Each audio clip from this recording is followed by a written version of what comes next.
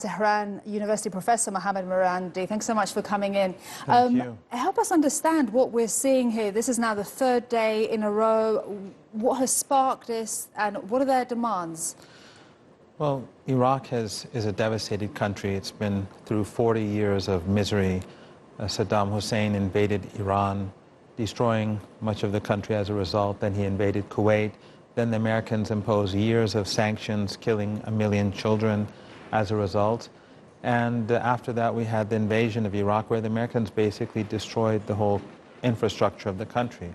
And the country really has never recovered.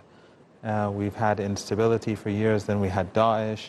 Now the government that's in place really has a large oil export capability, which is positive, but it's very corrupt. There's no infrastructure, very few checks and balances. So it will take many years really for the country to recover from all this. And we heard people, they're saying, and we know they want jobs, they're really not happy. The country really hasn't, got itself on its feet, has it?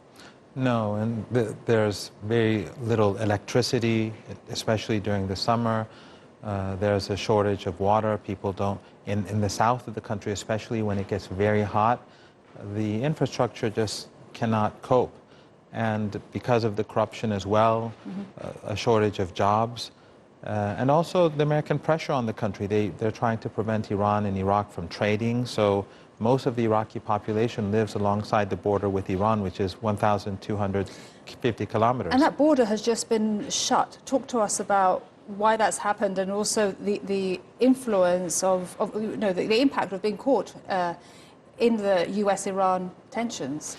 Well, one of the border crossings has been shut. There are a number of crossings, but one of them, which is closer to some of the areas that are unstable, has been shut until things settle down in the country. And that could hurt the country even further because there will be pilgrims going into the country as well as businessmen and women, and this causes further disruption. But ultimately, there is also a foreign factor as well. We've seen over the last couple of days how Saudi and Emirati media outlets have been trying to stoke up tensions and to make things more complicated. The animosity that Iraq faces from these countries is not very dissimilar to what Turkey faces when confronting or being confronted by these two countries. All right, we'll leave it there. Thank you so much indeed, Mohammad Marandi. Thank Thanks. you.